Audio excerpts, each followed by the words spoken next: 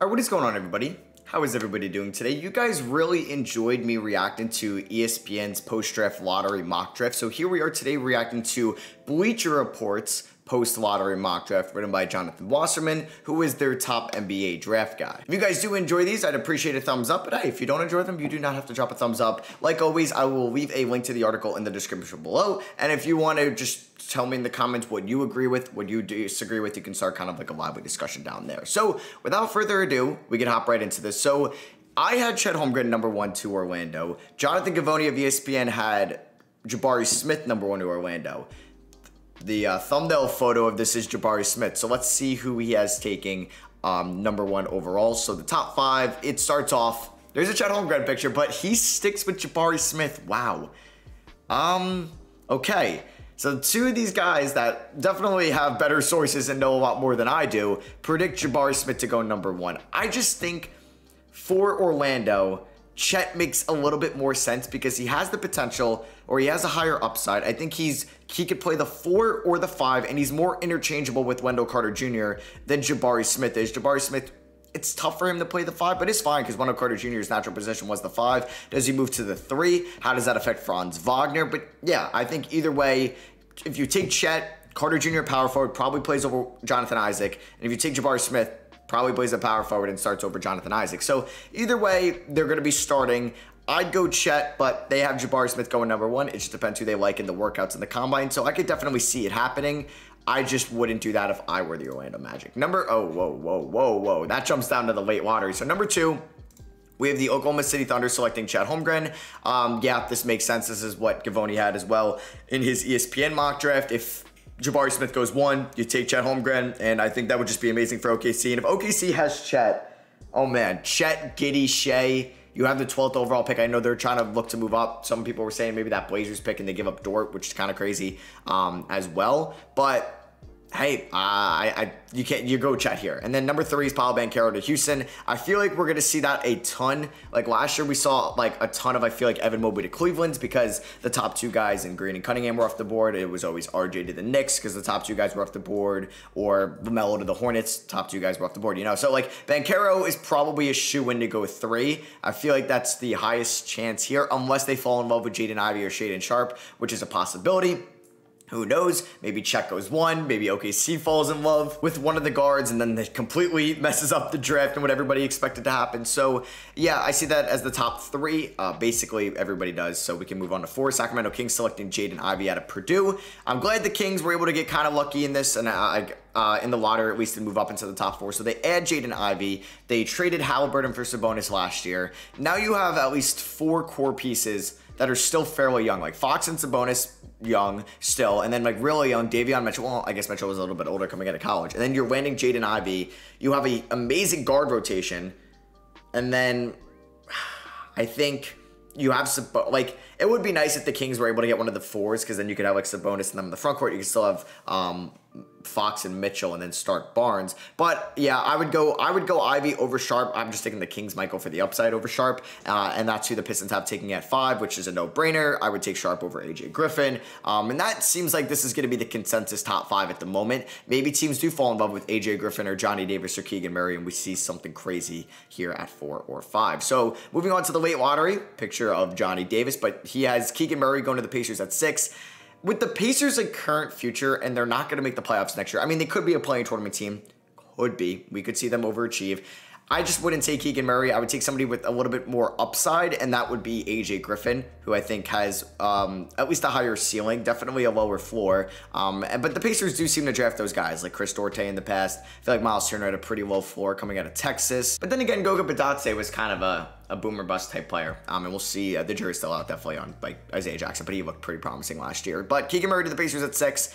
I've been mocking AJ Griffin there, so I'm guessing at 7 he's going to have, okay, he has AJ Griffin. I believe Givony had Jalen Durham, but I could be wrong on that. But yeah, I think if AJ Griffin is there at 7 and Keegan Murray's off the board for Portland, you take Griffin over Johnny Davis. He just has more defensive upside, in which you definitely need. Yeah, I think Davis could be a better scorer, definitely a better shooter, but I feel like Griffin does have very high potential.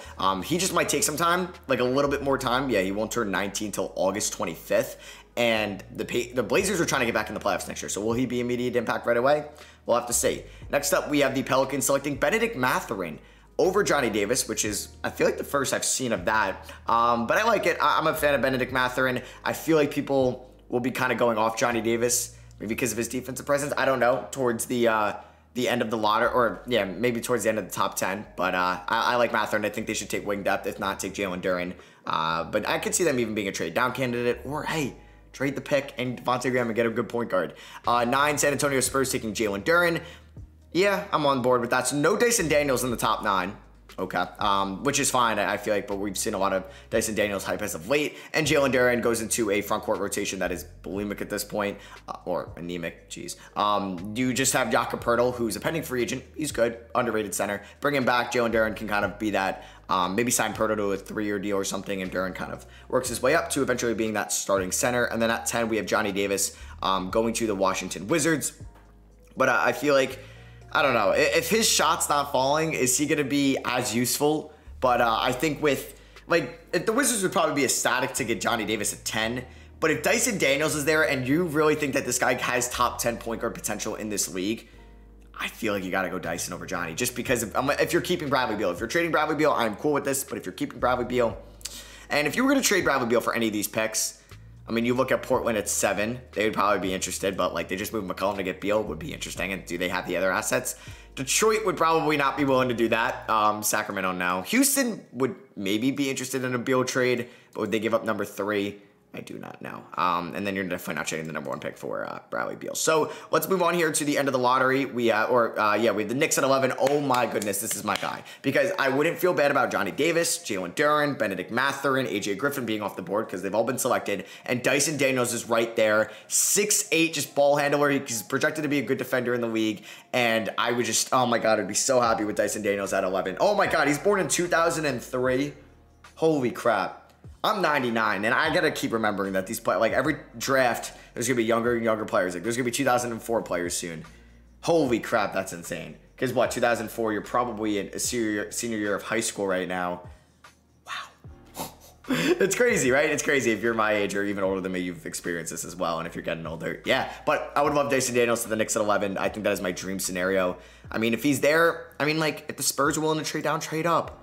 Trade up. 12, we have the OKC Thunder taking Jeremy Sohan. I like that pick for them because you already got your guard, or you got Chad Holmgren, but add more big man depth. You already have your guard rotation. Jeremy Sohan, mentioned glue guy, rotational piece, defender, hustler. Like, that's what you need, the versatility there. I think you go him or Tari Eason, or like, I think one or both of those players will go in the lottery because of that reason. Charlotte here at 13, Mark Williams. Yeah, I've been hammering Mark Williams to them at 13 because they need big man depth or just a starting center. And if Williams can be that guy, that's huge. Or you look at backup point guard, but they have another first, so they could look at Chandler or Ty later on. And then Cleveland, Malachi Branham. So I think that's who Gavoni had of ESPN. So a lot of similarities there between the two. And I had Ochai Agbaji there at 14. Just feel like he's more NBA ready to help the Cavs, you know, try to make the playoffs and not have to worry about the play-in tournament next year to be a 6 seed or better.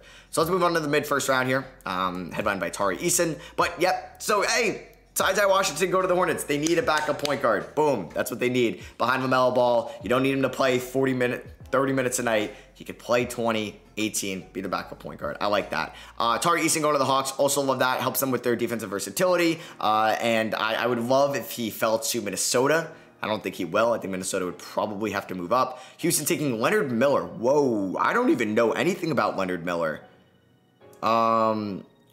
Whoa, 2003, 6'9", 18-year-old who can handle, use floaters, finish above the... I've actually never heard of Leonard Miller at a Fort Erie International. Huh? All right, maybe I'm just a casual. I do not know, but I don't know much about him. He was in the Canadian... Is that the league that... That's not the league that, what's his name? J. Cole just signed to, right? Okay, interesting. Leonard Miller, best prospect on the nice Nike Hoop Summit. I guess I haven't been following that too much. Wow, okay, maybe I'm a casual, but damn, I gotta learn more about this guy because someone going in the first round that I've just never heard of. This is like Santi Aldama-esque, because I remember when Aldama went at 30, I like heard of his name before, but I thought he was a for sure second round pick, because I'd like to at least have a good sense on every first round pick, and wow, I gotta learn more about Leonard Miller. 18, Ochai Agbaji to Chicago, like that a lot. I think they need big man depth, and Tari Eason's off the board, Mark Williams is off the board, Jeremy Sohan.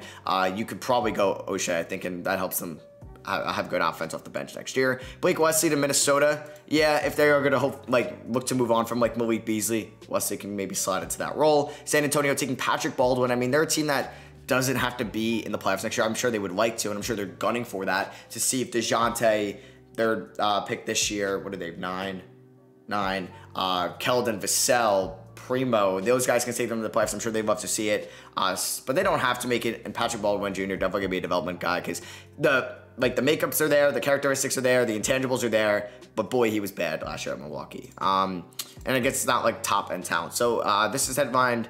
We have Ousmane Dieng, maybe a couple of international players like probably coming here between 21 and 30. I'm sure Nikola Jovic obviously will be going, but Ousmane Dieng going to Denver at 21. I think that's a steal. Some people are projecting him to be a lottery pick. Kenny Chandler to Memphis with Tyus Jones possibly leaving. Yeah, he mentions it here. Kenny Chandler at 22 I think is a fantastic pick for them if they don't want to pay him. Marshawn Beauchamp to the Nets at 23. Yeah, I feel like just his projections on defense, he's young, or I guess he's actually not that young. He's what, 21? Yeah, I mean, they could use it. They need defensive help. So, yeah, Christian Brown going to the Bucks at 24. Yeah, I think he was going to the Warriors in Gavoni's ESPN's mock. So, I didn't have him as a first-round player. So, maybe I'll have to adjust that. We have the San Antonio Spurs taking E.J. Liddell. Yeah, he's another guy you can mention in this big man depth. Maybe Chicago.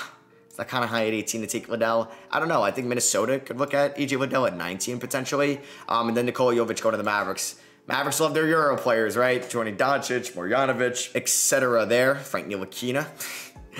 Wendell Moore going to the Heat at 27. I like that for him. I think they would actually make a good player out of Wendell Moore. I'd like to see him go to Golden State or Miami or maybe Memphis as well down here in Milwaukee. We got Christian Koloko going to the Warriors. Kevon Mooney turning into one of the best players ever. They have James Wiseman. So this would be an interesting selection. I don't know if Mooney's a free agent this year or next year, but that could maybe go into their minds on what they want to do.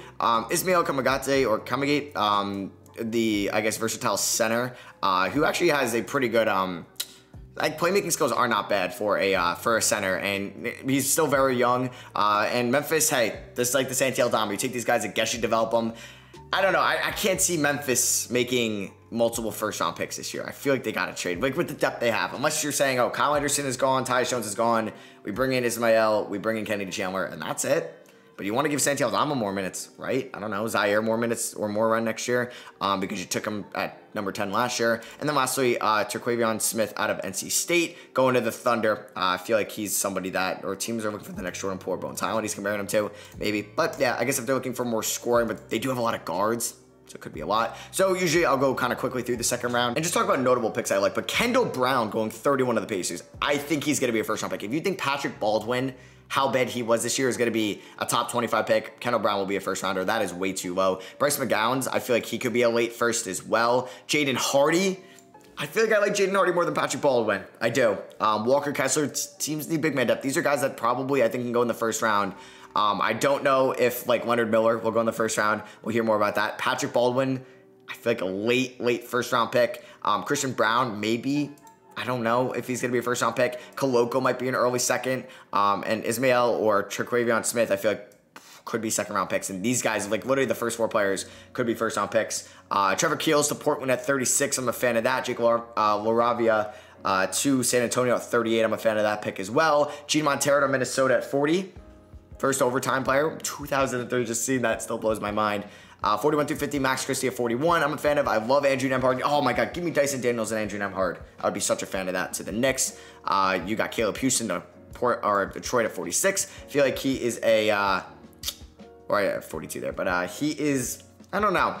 He was like, gonna be, I think, a lottery pick going in this year, and he wasn't like as good as probably teams wanted him to be at Michigan. Jabari Walker to Memphis, adding another good talent there. I like him out of Colorado, another good point guard. So Minnesota is adding Blake Wesley, J.D. Davison, and Gene Montero. I don't think they would go Davison and Montero. I like Orlando Robinson to Minnesota there at 50. Wow, they have a plethora of second-round picks this year. Hugo Besson to the Pelicans at 42, I like. That's 52. I forgot these picks are forfeited right now. I guess that's where they're going to slide in at 54 and 55. Julian Strawther to the Cavs at 58. And hey, Ron Harper, I like seeing him get drafted. I don't know if he will. I don't think he will, but I like that. But yeah, I hope you guys did enjoy. Drop a like if you did. Let me know what you think of the mock draft down below. The link is in the description, and I'll catch you guys in the next one. Peace.